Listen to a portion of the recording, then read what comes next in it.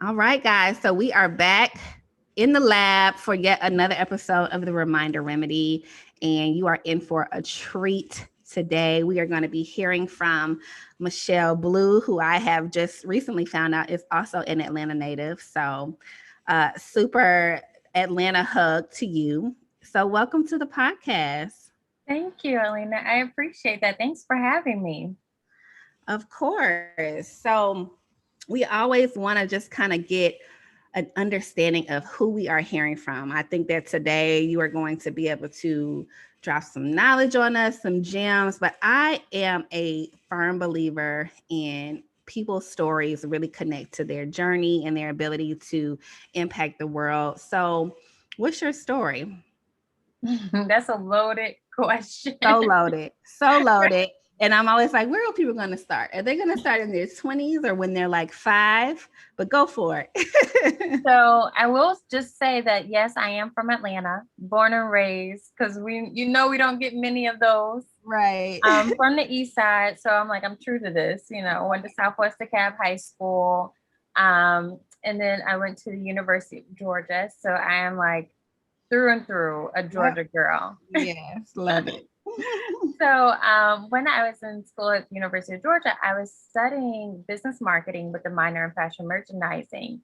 And I guess this is the start of like my entrepreneurial journey, right? But I went on a study abroad trip to Ghana to just learn a little bit more about like the textiles and culture in the community. But of course, we also got to do a lot of outreach while we were there. And so one of the programs I went to, we got to meet some really amazing girls that just like welcomed us in like this singing, dancing circle. And it was just like such a moment, right? And we got to speak with these girls and learn a little bit more about their stories and their backgrounds. And, we were, they shared their stories of just like how they wanted a better life and how they wanted a better life for themselves and their families. And they knew an education was the way for that to happen for them. But unlike here, where we get to go to school for free, that was completely different for them. They had to pay for everything. And so, that is such a huge financial burden coming from a developing country. Right. And so, they had the desire, but obviously financially, so many times they were prohibited from actually pursuing their dreams. And so I left the trip and I was like completely wrecked. And I was like, oh my gosh, like, what is my part? Like, what is my place in this? Mm-hmm. And I got back and my mom was asking me all these questions because that's just what moms do. Mm-hmm. And I was like, I walked away with such a different level of awareness, right? And so with that awareness, it's like, okay, well, what are you going to do with that? Like awareness can stay just having knowledge, or it can also move you into action. Mm-hmm. And so I was like, I have to act. And I didn't know what that was going to be and what that looked like.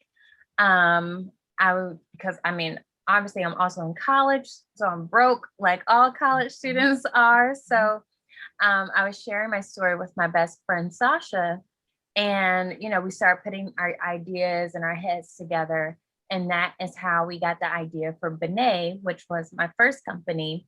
And so 2 weeks after I graduated college, I launched Benet full time. So we started a luxury scarf company committed to sponsoring tuition, books, supplies, and uniforms for girls in Ghana to continue their education. And so that was crazy, right? Because instead of going into a corporate job, going into like, the traditional role, the traditional route, I was like, I'm going to do this, and like pursue this dream. I don't really know how it's going to work or how I'm going to make money or anything. I was like, but I'm going to go for it. And so when I made that decision, this was years ago before entrepreneurship was like a thing to even talk about. And so people really did think I was crazy. And I mean, I think what year was that? We're going to put some dates on this, Alena. I'm like, I need to understand the landscape of the world. Landscape of the world, right? So like at this time, I didn't even have Instagram, right? So like, I mean, this is 2013. So how many years ago was that? 8 years ago. I think, Yeah. graduating out of school, so yeah, 8 years ago, entrepreneurship was not like something that we were heavily talking about. Like I said, I didn't even have an Instagram, and most people that I knew didn't have an Instagram. So like, there we weren't scrolling all day, getting the inspirational moments and the entrepreneurial Mhm. hustle and all that stuff at that time. Yeah. Yeah.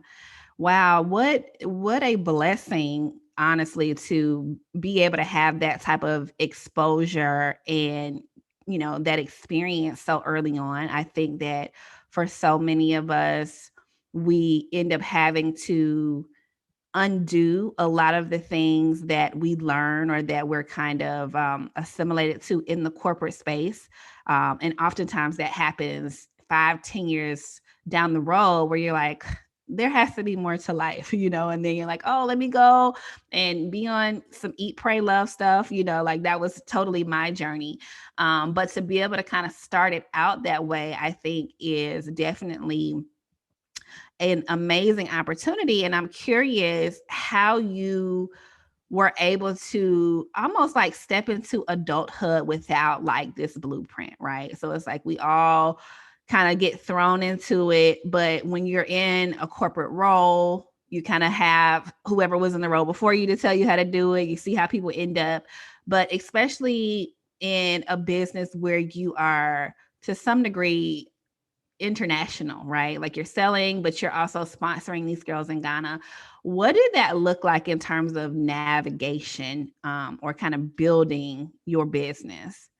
That is such a great question because, when we are in school and going into a job, we are conditioned for structure, right? And for people telling us what we should be doing or giving us some outline, some type of rubric of this is what this looks like. Mm-hmm.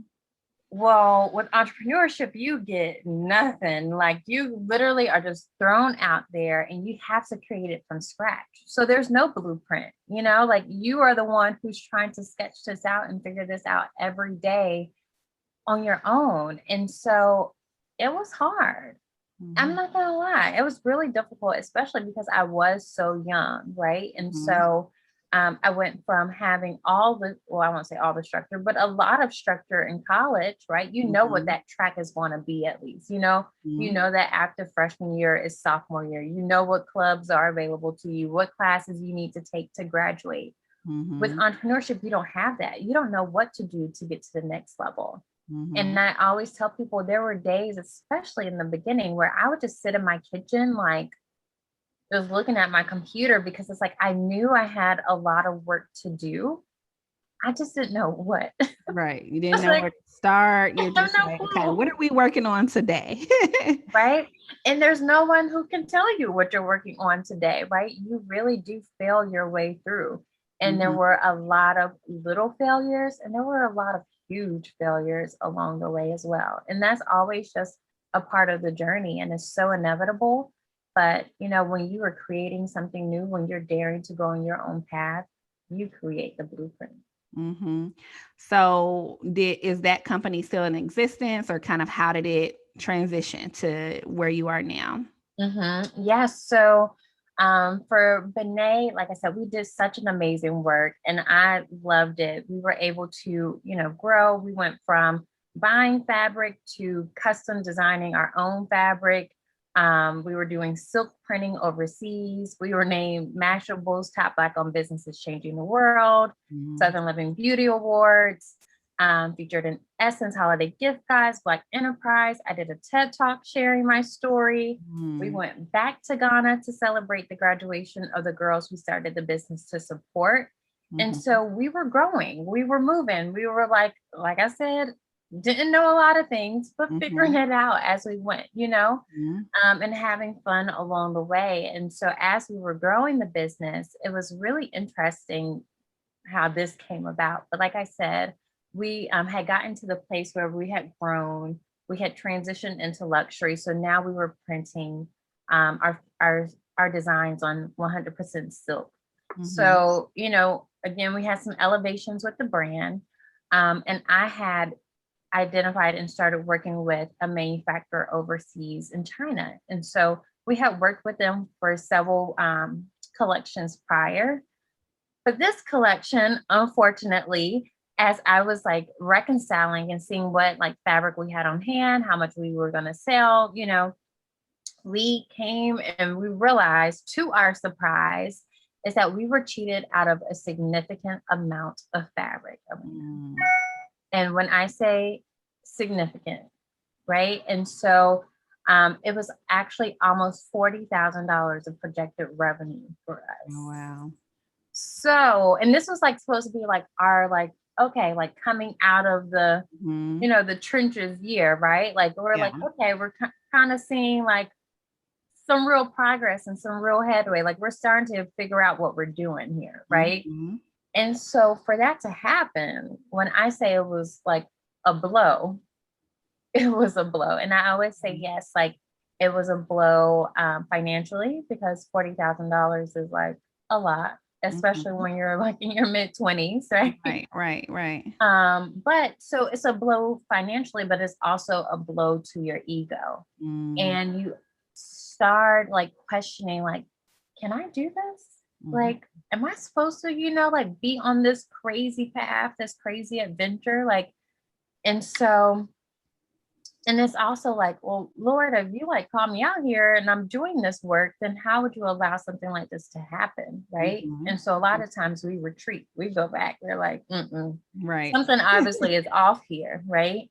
And so, we did end up kind of just like, kind of trickling out of the business because it was a lot going on, but I knew that also couldn't be the end of my story, right? And so I did have to go through my own process of like that hurt, that healing, that relearning of who I was, because again, immediately after college, I started this. So this had become so much of my identity. Yep. I was like, who is Michelle apart from Bené? Like I thought it was all the same thing, right? So it was like, if Bené fails, is Michelle a failure? So that in itself took a huge emotional toll and a whole relearning of who am I standalone from any business, anything that I create. And so that was a process. And so in between times, I moved to New York, which I think was one of the best decisions that I could have made. And I also started my own talk show, The Journey with Blue. And so that initially began as like I said, at the time when I started my business, there weren't many entrepreneurs like doing this. And then as like Instagram and social grew, like then you saw everybody just popping up and showing like all the sexy and the things of entrepreneurship. And I was like, yeah, like, okay, like the travel is real, the, photo shoots and the magazine features, that's real. I was like, but that's like 2% of my life. I was like, no one is seeing like the sacrifices, the failures, the lessons and everything along the way. And so I was like, okay, if I feel this way, I wonder how other entrepreneurs are feeling, right? What are their journeys? What are they going through to make their dreams a reality? And so I think out of my own selfish ambition is how I started the show, because I was like, I want to hear these stories. So am I the only one, going through all of this? Right. And so started sharing their journeys, other entrepreneurial journeys. And then as just I evolved and time went on, the journey with Blue evolved as well.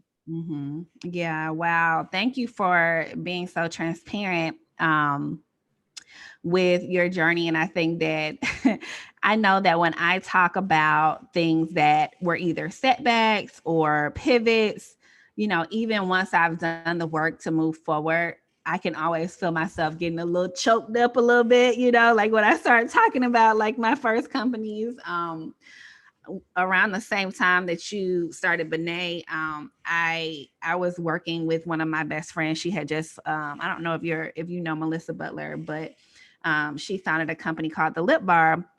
And at the time, we were launching it, and it was like my first taste of entrepreneurship. And I like watched her day in and day out build this company from the ground up, testing lipsticks, on us and just trying to bring it to life.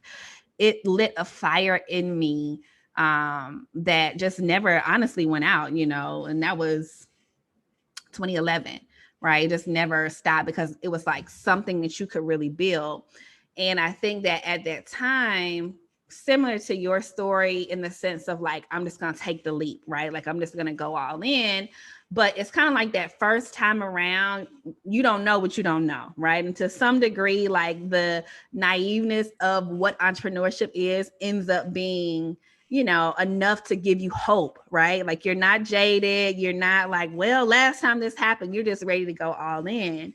And you're like, whatever I touch is gonna turn to gold. Like it's up and it's stuck, right? Like, and so around the same time, me and one of my line sisters launched an iPhone app, and we were back in February celebrating like when did we launch Girl Talk? 2012. We were celebrating like 9 years of like, remember when we first got that letter from Apple saying we had made it to the iPhone store, the iTunes store. But in that same conversation, we were able to then laugh about all of the lessons learned. But had we gone back, 5-6 years, it was a very traumatizing experience in the sense of really seeing just like how cutthroat industries can be, especially when it comes to technology, when it comes to pitch competitions, when it comes to people telling you you need one thing and you really don't. And then you look up and all of your savings are gone. And so for years, we really could not talk about it. It was kind of like, we would always just say we were ahead of our time. We used to always say that, but we never could really talk about it.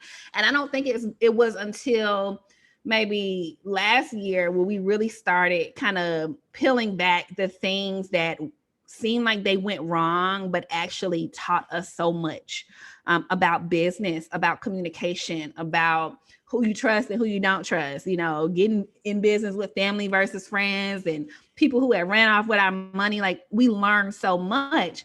So I'm curious, from a business standpoint, what were some of the things that you feel like were true skills that you kind of developed in the turbulence, right? So when we think about the resilience that came out of that you feel like you now are like, oh, I've been through worse, I can do anything. Like, what are some of those things that you think were birthed during your transition? That is such a good question, Alena, because I think that's so important for us to like switch the perspective on these things, right? It's like not that it's a failure, but like what did it teach us? Like it's there to serve us in some way. And we get to switch that narrative, right? We get to change our vantage point. And so yes, it's emotional. Yes, it hurts. And it's sometimes hard to look at and talk about, it's still hard for me to talk about. Like I literally broke down crying on this season of the show talking about it, right? Because it is an emotional experience, especially when you have these attachments and it is your baby, right? But I remember like kind of immediately after this happened, and I was talking to this guy that I knew, kind of a mentor, but very well off. And I share with him what happened. And of course, like, I want some sympathy. I want you to be like, like Michelle, girl, blue, like, come to my aid. And he was like, okay, so like, he literally was like, okay. So he was like, you just got your master's in business. You don't need to go get your MBA. He was like, that was your MBA. And I'm like, oh, could I have gotten it another way? Right. Did it have to come like this? But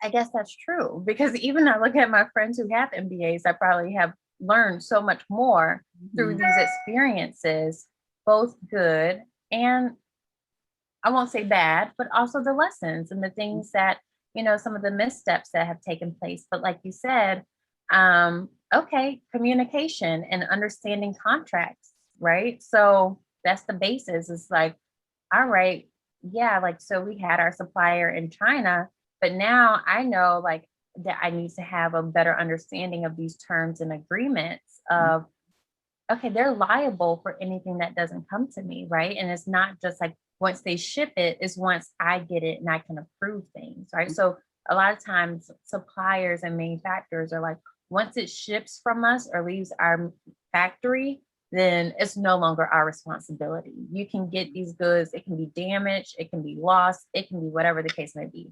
Right. And so that's something really tangible that you can like understand, like, okay, contracts or even customs, quality insurance, having someone who's there on the ground who's able to, inspect and monitor these things on your behalf. And I always say it's like this success loop or this failure loop, right? It's like you go through it, and as you fail more often, you get to go through this loop faster, right? This turnaround time of like being down and out and like not being able to talk about it. And, there was a point where I didn't think I was going to be able to take another leap on myself, right? Bet on myself again. And so, but I also had to realize, like, again, this cannot be my story and this is not the end. You get to choose if you're going to allow it to define you. And I knew it wasn't. And so there's so many lessons. And I'm glad that you and your friend actually took the time to like dissect, okay, what is this? Because if you don't go back and see like what was this trying to teach you, then you open yourself to making the same mistakes over and over again. Right. So I think that's so key. I think it's so important. And there's no shame. There's no like, give yourself the grace and know, like, I did this, like I stepped up to the challenge. And even though it didn't turn out the way I thought it would look like, I still received something so valuable. And, this is the old folks, this is, the church, preaching, but this gave me so much more meaning in life, these last couple of years. Is really count it all joy. And trust that even in the bad, even in the hard, in the sorrows, is that all things are always working together for your good. You needed that moment, right? I needed that moment because I wouldn't stand in this place as knowledgeable, as prepared for a bigger leap. Yeah. That's so crazy that you say that, because I swear that's been like my mantra all year. It's like, count it all joy, and like all things are working for the good, even when I can't see it. Right. And I think that there have been so many times where it was like no light at the end of the tunnel. And then all of a sudden it's just like, boom, light right in time. And I'm like, okay, I'm starting to get to a place in my life where, how we hear, about just the state of contentment and really just being content in the present and really focusing on all of the things that we have and not being so anxious for what's next. And I think that, to me, that has become a huge way to move past the things that may have emotionally set me back from failures, right? So you talked a lot about it being a part of your identity, or just like having to navigate life after, something that was huge, because technically you're kind of starting over. Right. And so I think that when we have experienced setbacks, a lot of times we move differently, in the sense of like, in 2012, when I jumped, I wasn't looking at no finances. I wasn't checking for this. I was just like, let's go, let's live. And now that I experienced some seasons where it was like, okay, I want to take some calculated risk, but even that didn't feel right. But that was kind of the season that I was in, because, maybe there had been some things that made me start to doubt myself or my ability, similar to what you said. But I wanted to talk a little bit about that, because I think that so many of us experience some level of that.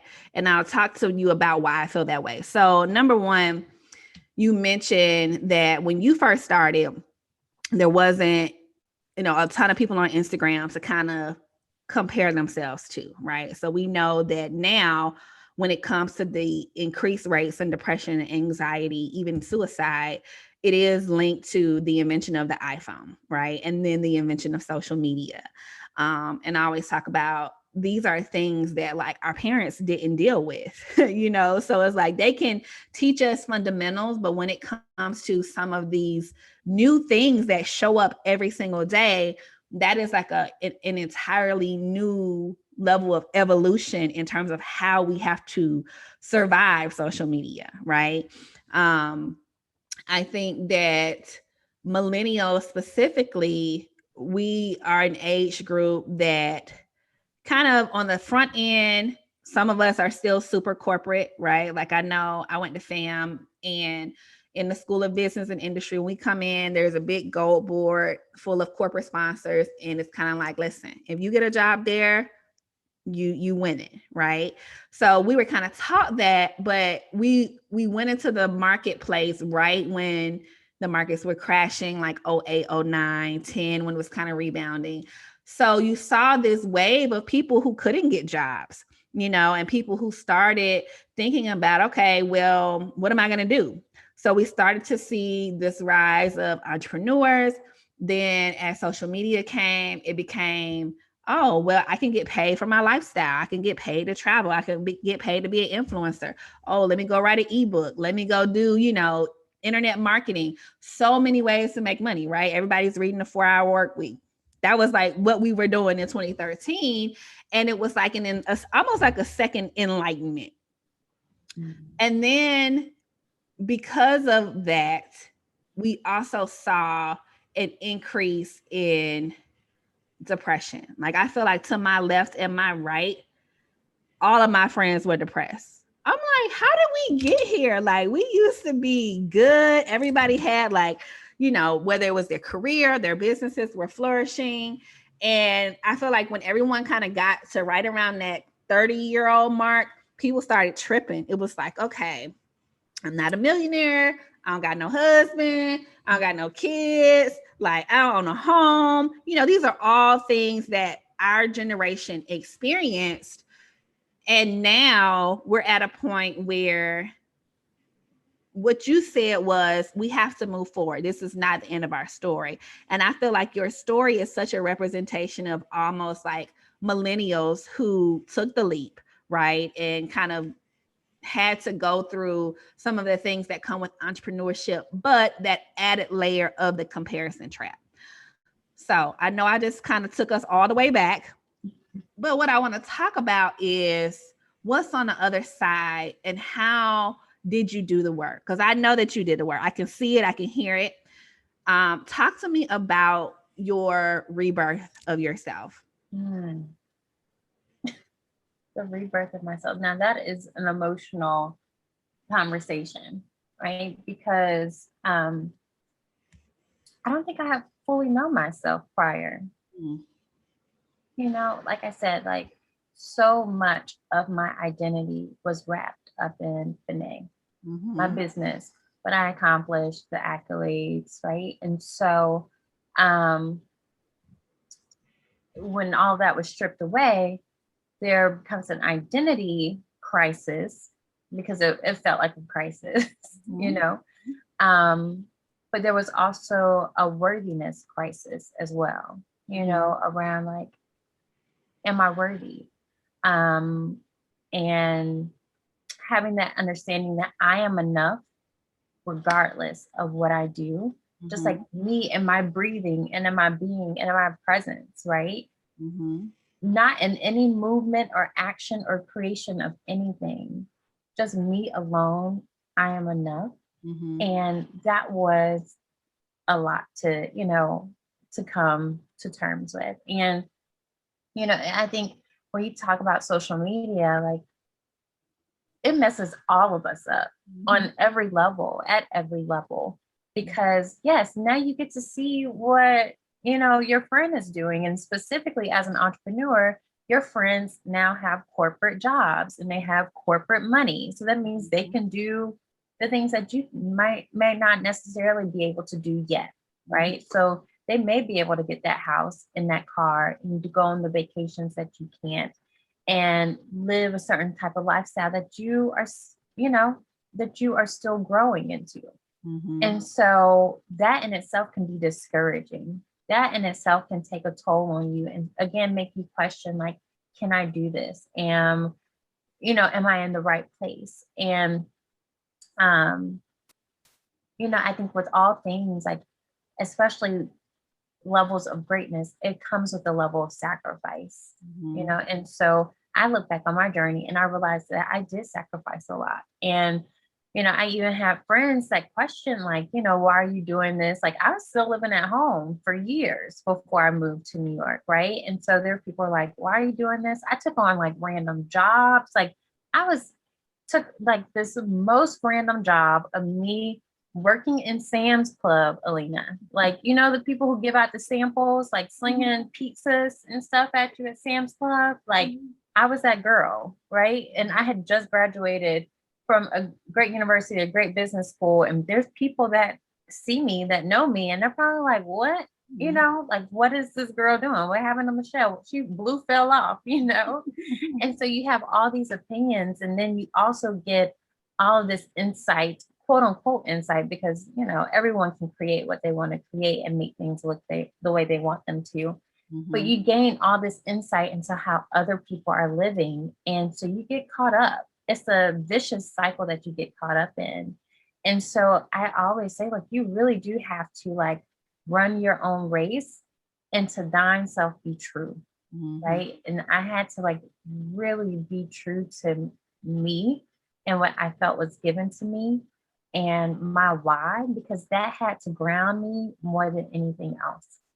Right. And so I think that was so important. But when we talk about the rebirth, it wasn't easy because like as I was going through that really tough time, I also just moved to New York. And so I went from living in Atlanta with my mom, like in my family's house, to moving to New York City, which already is hard, having some of the most expensive bills in the country, right?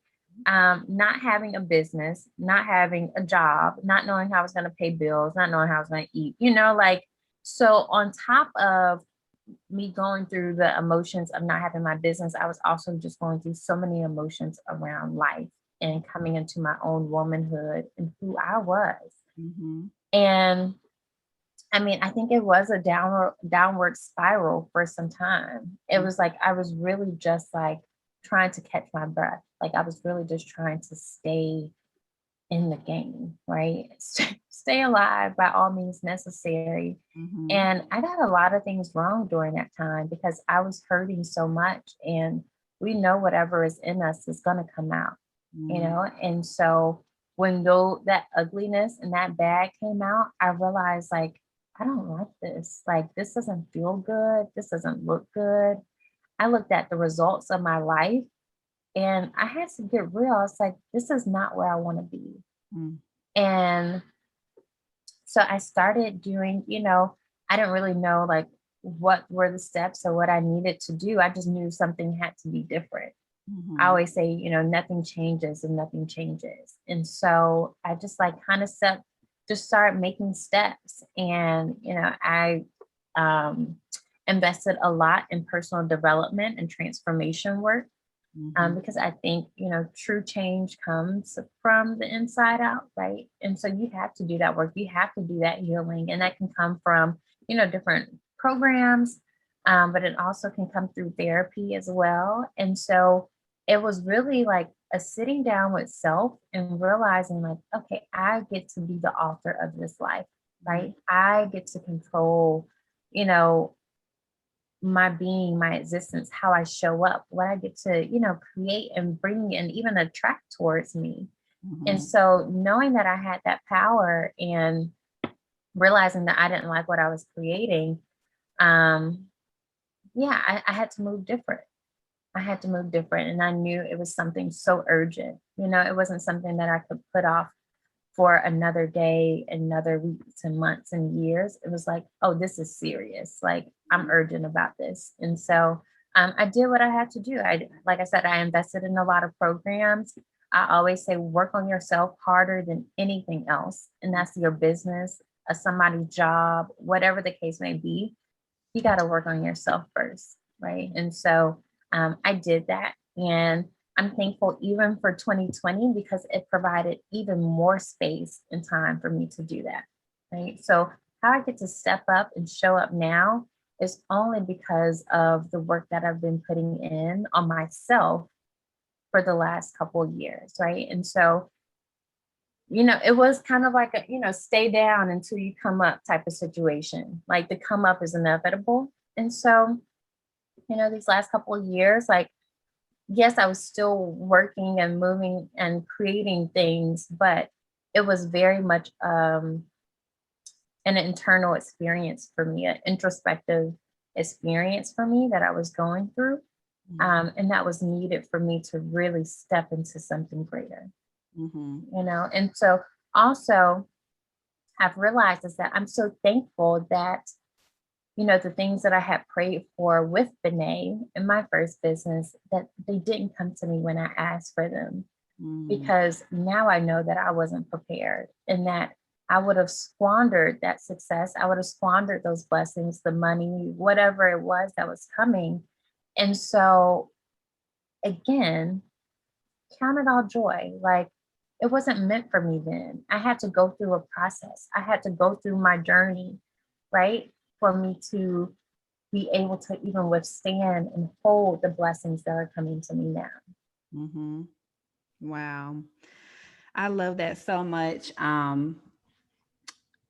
Anyone who is a avid listener of the Reminder Remedy is thinking like, oh God, here's Helena is gonna bring this up, because I'm always saying like, start with yourself, like work on yourself, get to know yourself. And granted, I think that we do naturally say things like that and assume that people understand what that means, right? So I think about growing up, people always say like, oh, follow your passion and the money will come. And that would frustrate me so much, because I would be like, well, I don't really know what I'm passionate about. And it really took me kind of listening, tuning in, recognizing when I felt the happiest, who were the people that I felt the most joy around, what was the cadence of work that I like to do that made me feel healthy and whole, right? So when you say, it was an introspective journey, one of the reasons why, I feel like, I mean, we still in a pandemic, so we can't even talk about it truly like it's in the past. But, one of the things about 2020 was I felt like the world was experiencing what I had experienced the 2 years prior to that. So 2018 and 2019 were kind of my years of pivoting, changing careers, but it was also like what is the meaning of life type of season. I had experienced a close death. One of my close friends had died during while giving birth. And it was just like a complete shift, right? And I was already like a personal development junkie. So it was one of those things where I was like, wait a minute, my affirmation's not working, like my book's not working. And what I realized was that I had evolved. I was in the process of evolving, and the person that I knew and fully understood was no longer going to serve me in that next season, right? So it's kind of like when you say I wasn't ready for it, because it's kind of like for you to receive a certain level of success, whole, truly like authentic success, you need to be at a place where you understand like where those blessings come from, and not just saying it, but like fully understand humility, understand, like you said, I'm enough even if this is not here, right? I'm enough even if I did something wrong. That was wrong. I'm not wrong. That was bad. I'm not bad, right? All of that therapy work. And so I'm glad that you said all of that, because people are still trying to figure out why 2020 felt crazy. And it really was because it was the first time that most people had to face themselves in the mirror, like they couldn't escape from life by going to the club or going to, Dubai or the next all-star game. I don't even know what people do these days. Clearly, I'm a mom. I'm in the house. Telling my age now, but it's like people didn't have to slow down. And I kind of was like, yes, y'all need to slow down, because in my slowdown, I found myself, and I was ready for that to happen to so many people. And I feel like some people learned and some people were just like, nah, like this is too hard. Like, I don't even want to face the stuff that's real. I don't want to face my traumas. I don't want to face why I don't like looking at myself in the mirror. I don't want to face why I can't sit and just be, right? And so when you think about, if you had to give, and I know there's a lot of work, but if you had to give one transformational activity that you did, or challenge or meditation, something tangible during that time for someone who's listening, who's like, okay, tell me one thing to do, what will you say is a recommendation? You know, that does make it hard to say one, right? Because people are always going to ask, you know, like, what's your, like, what did you do? Right. And it's not like one thing, like there were so many things over a course of years that culminate and add to this place. Right. Yeah. So how fast can you tell us the culmination? Because I don't mind you giving your recipe, right? Now, obviously, it's not gonna be okay, cut and paste, but I always think it's important for people to know things and not just hear the terms. Like, know yourself doesn't mean anything to somebody that doesn't know their self, you know? So like, maybe just give us a rundown of some things that you did. Yeah. And so, yeah, I can give a rundown for sure. So, I did invest a lot into personal development programs. So was that like a coach or like a 6-month program or? So one program specifically is called Momentum Education. It's based out of New York. And so that, like, I went into it like, okay, like I'm gonna do it. Like it was the first like entry level. They're like, they're kind of like basic course, which was a 3-day, I think 4 days that we went in for that, which was really great. And I wasn't prepared for this, nor did I think that I had the money to do this. But long story short, I ended up going to Advance, which was another investment, but another longer course and program. And then after that, I was like, oh my gosh, like I'm on a roll. I don't know how I'm gonna get the money for this, but I found the money for it. And then I did leadership, which was a 3-month program, right? And so, you know, in that, it is a lot of understanding your story. You get a lot of tools around like that support you in how you show up, and being able to manage a lot of things. This wasn't a part of it, but I do love that you said that you were able to really just kind of have that awareness of self, of like, when do I feel good, right? When do I feel my best? When do I feel low? What people am I around? Do I feel like expansive around, or do I feel contracted? Or what activities am I depleted? I think that's something that's important to have an understanding. Like that's emotional intelligence. And you have to have that first of yourself, that body scan and awareness of yourself, I think is really key. But in that program, there's a lot of introspection. There's a lot of healing work. Did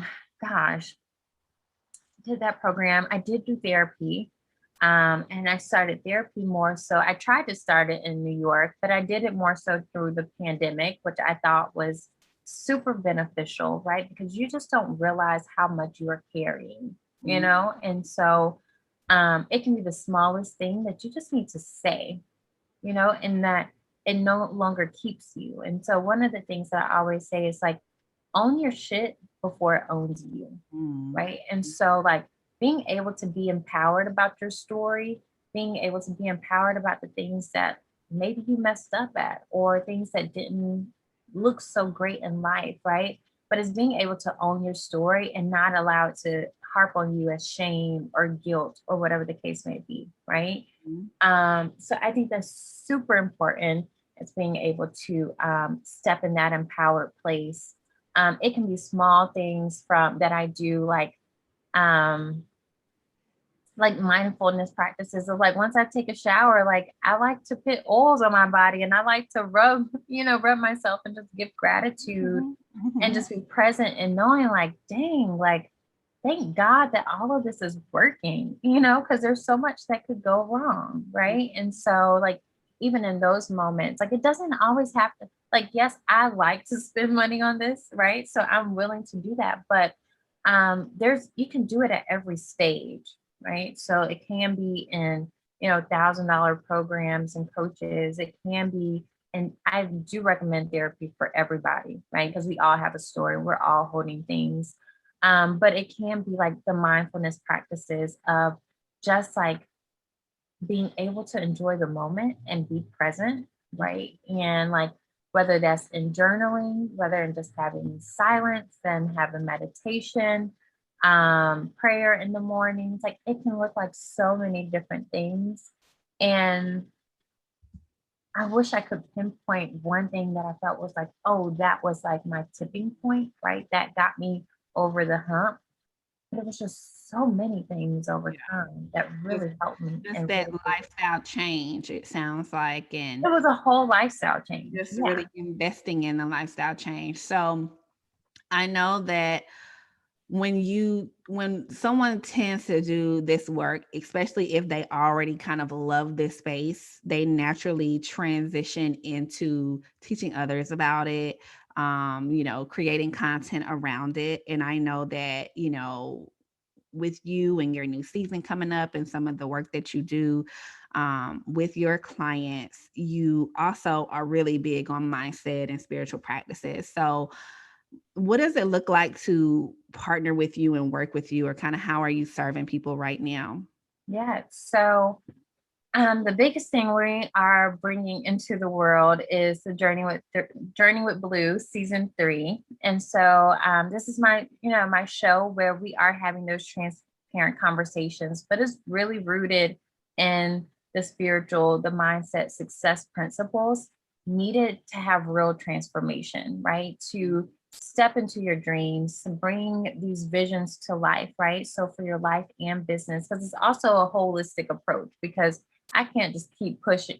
I don't think it's right to push like this narrative around like hustle, hustle, hustle, success, goals, Mhm. when that's such a topical conversation to an inner work that needs to be done, Mhm. right? And so again, if you do the inside transformation of you do the work on yourself, the things will manifest before you. Like that's just how it works. Right. These are the principles that work for us, right? Yeah. So Yeah. there's no way around it. And so I was like, we gotta go deeper. Like if people really want real transformation, things had to shift, and it all came from my own evolution, my own journey. Mhm. So I can speak from a very hard place, but also as a trained coach can bring something new and different perspectives to people. So this season, like I said, is amazing. So before, you know, so long story short, I invited some really amazing women to my house in New York. And so the guest lineup, we have Danielle Leslie, who is the creator of Course from Scratch. And Mhm. she shares her story of, again, the inner work she had to do to create now a $16 million business in 4 years, which is okay, like Bananas. bananas. Part of that is my investment in that course. So I feel a part of that journey. Sorry. I contributed to that 16 million. Shout out to Danielle. You did. And so many other women, Right. to Danielle Leslie. And she was super transparent, such a fun conversation, such a great soul. Mhm. Branda's Daniel, who is the creator and founder of Harlem's Fashion Row. They Mm. recently did a shoe deal with Nike, and LeBron James created the first, women designed shoe by Nike ever. And, not even to mention that these were 3 dope Black to female designers that created the shoe. And we talked about cliff jumping, right? Taking those bold and audacious leaps to actually create what you have in your heart, right? And that's what we've been talking about. You took the leap in your business, and have continuously taken the leap. And so have I. And so, that's a lot of the work that I do, is encouraging and supporting other women and taking the leap as well. And so we also had Renee Blewett. She's the creator of She Did That Film, which is on Netflix now. So if you haven't seen that, such a great documentary to watch. But it's through the conversations, it's through the coaching of helping women take the leap that I have like fallen in love with. I get so excited about this stuff because it's like, oh, this is the stuff that, like you said, when you fall in love with it, of course you want other people to experience this light and this abundance and be able to realize that it's available to them too. Like this is not reserved for the few, that we all have it and it's all available to us, and so if you're willing to do the work, is ready to, ready and available for you. Yeah. I love that. I think that is going to be such a fun season. I'm familiar with all of those people. It's interesting because 6 degrees of separation is real, right? I heard Danielle speak for the first time at Summit 21, and then was wowed by her and joined her course. And similar to what you said, she also takes that approach of start with mindset, right? And I think that you'll find that in the really good courses, they never are going to skip over that, right? Because if you don't have it, it doesn't matter. Like I can teach you how to do every strategy for building a course. I can teach you every Facebook ad, but if you don't believe that you can do this, then it doesn't matter, right? Doesn't matter. So it's like you can't skip the mindset work. But I also think that what will probably, and I'm talking about like I know and I don't know what y'all gonna talk about, but I could, if I had to guess, after studying high performing people for so long, there is really never going to be a conversation with someone like that where they're not talking about those transformations, those breakthroughs that have really nothing to do with their skill set, right? But more so what they had to do to create bigger belief in themselves. And I think that a lot of that is now becoming a conversation, especially amongst Black women, that's like, this is the time. But something that I think is still kind of foreign to a lot of people is that to even get to this place of transformation, there has to be some level of like slowing down and being still.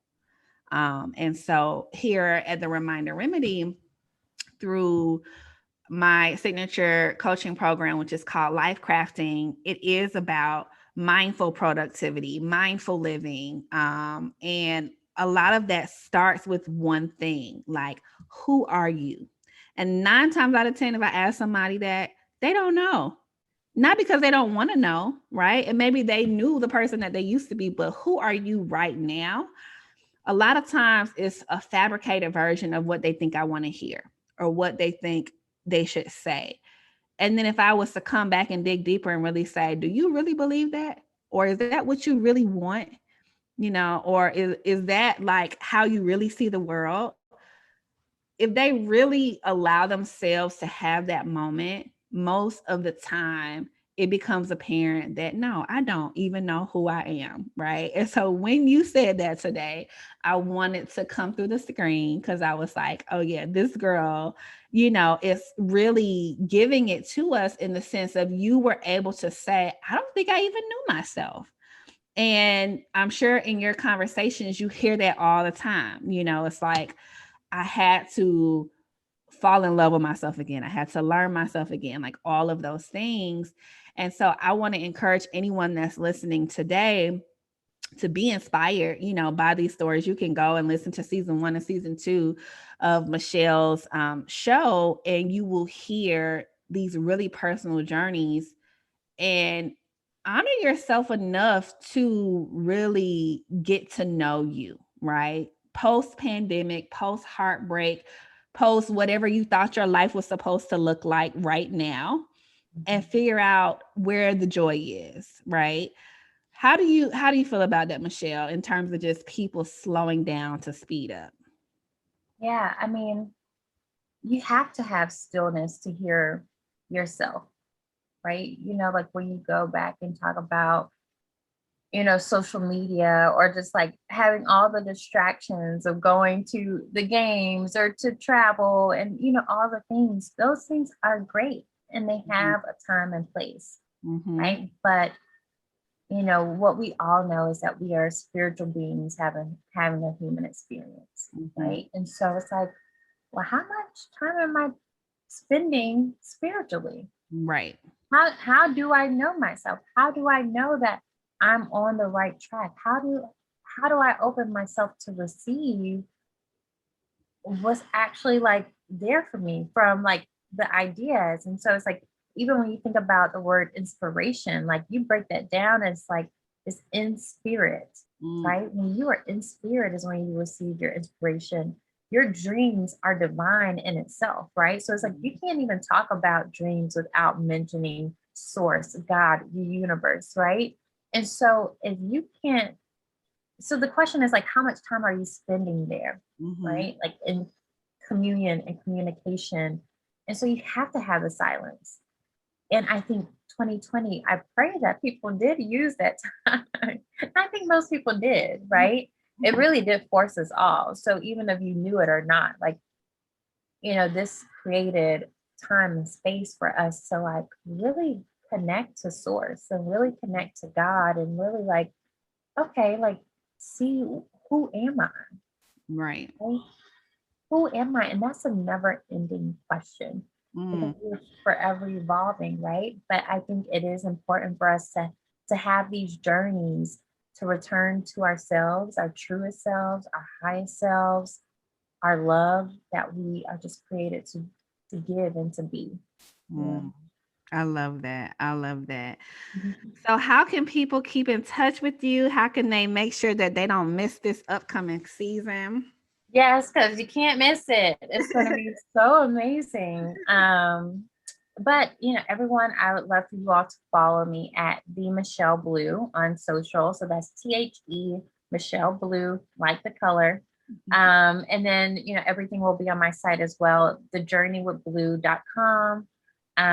So yeah, so again, it's true transformation. And even like I pull back from these conversations like on a daily basis, Alena. Like in different aspects of my life, I'm like recalling like what was said in these conversations, and it's helping me to show up better. And Wow. so I'm like, oh my gosh, if I am a student of this work and I'm still pulling from these conversations, like I can only imagine like how, like valuable and life-changing this can be. And so I'm super excited to put it out into the world. So yeah, I'm just really grateful. I'm really blessed that I was able to create this despite the pandemic, that these women were willing to come to my house and talk to me.